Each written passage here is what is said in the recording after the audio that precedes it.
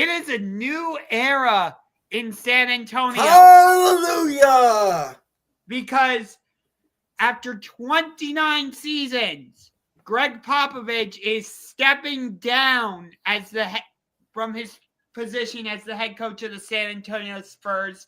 However, he is not retiring because he is now going to become the president of basketball operations for the Spurs.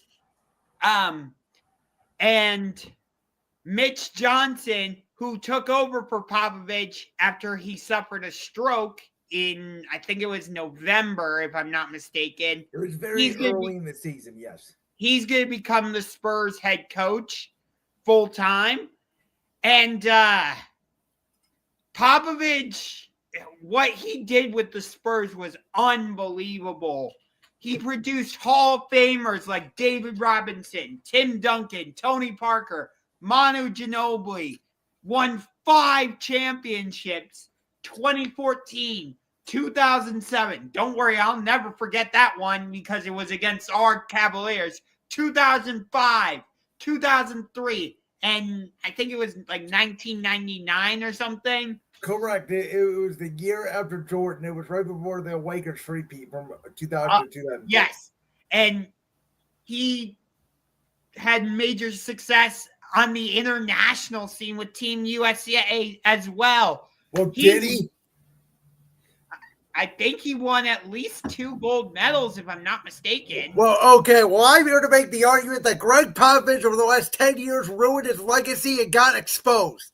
Because remember 10 years ago when Tim Duncan walks out that door, I'm coming with him. Gregg Popovich for the last 10 years has made the Spurs irrelevant with his old man basketball. I'm going to start load management. I'm not going to play anybody. And if you look really hard at Gregg Popovich's last 3 championships, in 2005, he faced the defending champion Detroit Pistons team, who does not have one Hall of Famer on that team. Then in 2007, he faced the Cleveland Cavaliers team with LeBron James, Larry Hughes, Drew Gooden, Daniel Gibson, George Ilgauskas. That team LeBron carried to the finals. And in 2014, I give him that one. They did dominate that Heat team. But what has Gregg Popovich done the last 10 years of his career, much like Bill Belichick in New England, getting exposed with 15-win seasons and 18-win seasons and 15-win seasons and 18-win seasons?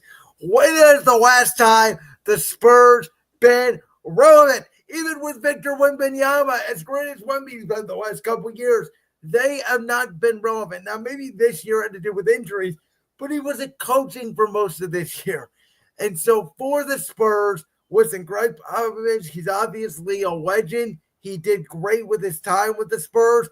But all I'm saying is, if in that era he was good, once we got to this 3-point era and the new era of basketball, Gregg Popovich, the game passed him by. So I looked it up. He won a gold medal as the U.S. men's national team head coach at the Tokyo Olympics. What year was that? The Tokyo Olympics, 2020. So because they didn't happen in 2020, it happened in 2021 because of the pandemic. I admit I forgot he was the head coach of that team. For some reason, I thought it was Steve Kerr. No. So I'll give him credit for that. I will give him credit for that. But as I would say, I personally think you say, he coached Hall of Famers like Tim Duncan, Manu Ginobili, Tony Parker. I'll give you Manu and Tony Parker he developed. But in my opinion, Tim Duncan made him. Just like Tom Brady made Bill Belichick. Really? Yes. You got to explain this one.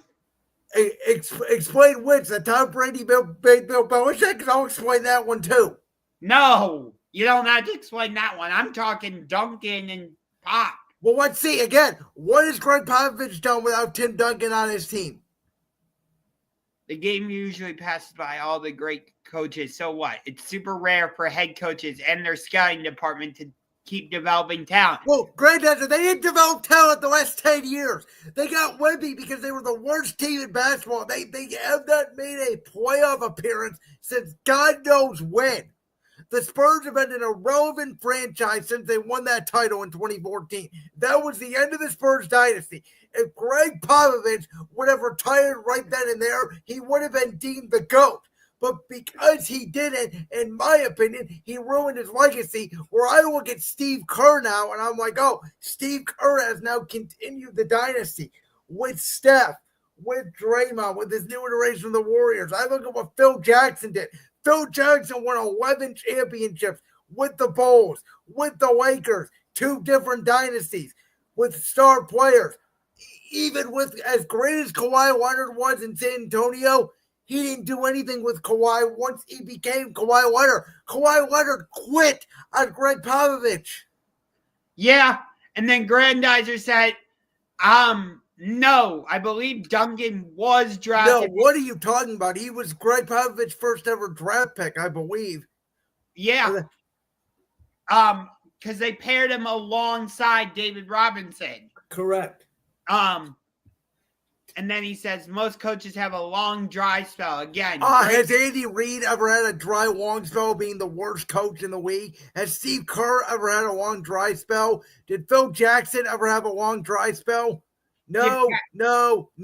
Maybe not championships, but relevance. I'm not even dying them for championships.